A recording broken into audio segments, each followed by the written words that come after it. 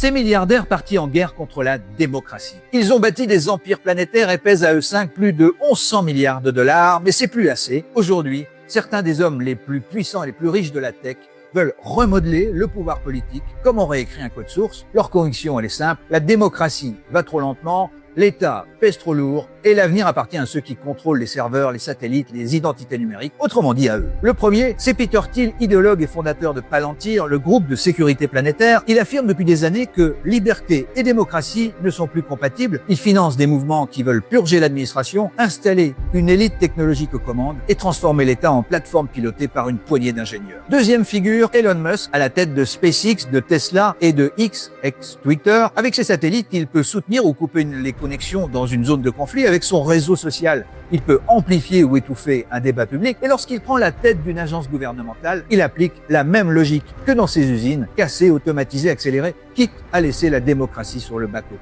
Troisième figure, Marc Andreessen, patron d'Anduril, le groupe de défense de PLIA. Il investit massivement dans la surveillance, le contrôle aux frontières et la sécurité algorithmique. Son idéal, c'est un monde où la décision politique est remplacée par des modèles prédictifs, où l'État devient une interface et où nous, les citoyens, ne sommes plus que des flux de données. Quatrième milliardaire, Sam Altman, fondateur d'OpenAI. Il veut identifier chaque individu sur la planète. Il veut aussi des zones d'expérimentation de l'IA sans régulation, sans règles démocratiques. Le tout au nom du progrès. Enfin, il y a Jeff Bezos, le fondateur d'Amazon, qui avec son cloud héberge l'ossature numérique de pans entiers de l'administration, de la sécurité intérieure et de l'armée américaine. Ces technologies deviennent des briques essentielles de la puissance publique, mais contrôlées par une entreprise privée, la sienne. Et il fait un lobbying intense pour empêcher toute régulation qui limiterait cette emprise. 5 trajectoires, mais un même mouvement, déplacer le pouvoir du public vers le privé, affaiblir les institutions démocratiques et installer une nouvelle féodalité technologique où les décisions ne se votent plus,